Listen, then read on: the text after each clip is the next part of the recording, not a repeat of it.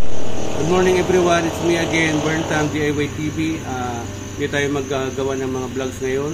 May pupunta tayo ng San Narciso, Zambales. So it's almost 6 hours mula dito sa San Carlos City.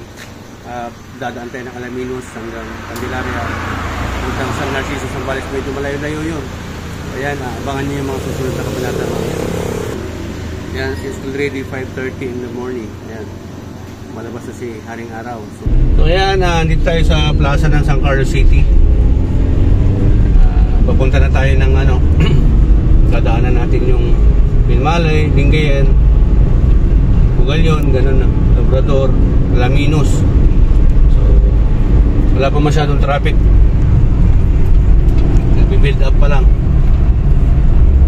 Malayo-layo itong biyahe natin ngayon.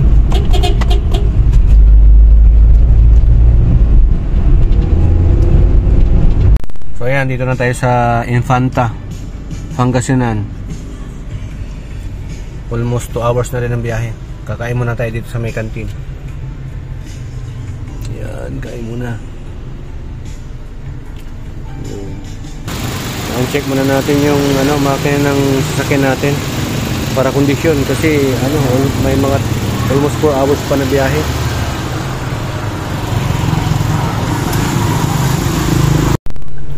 So ayan, nandito na tayo sa may Iba, Zambales. Stop over muna tayo, bibili tayo ng salubong.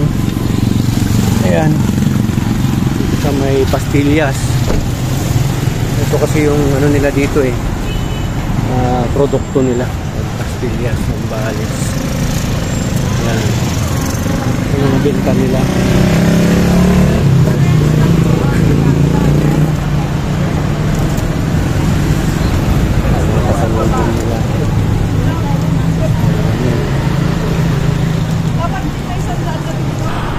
Pastillas, pasalubong. Ayan.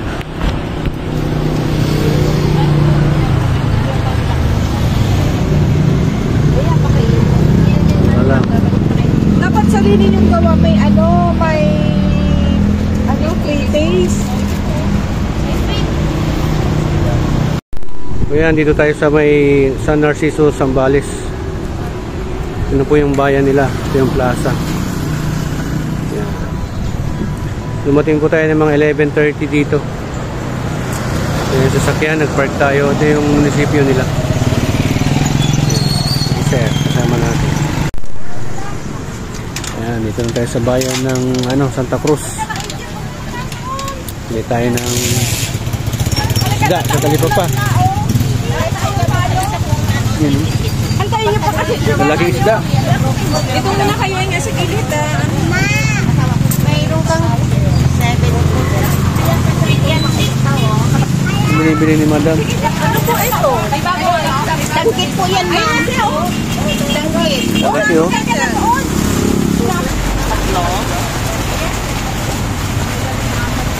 Ano pangalan niya? Mata yung payong.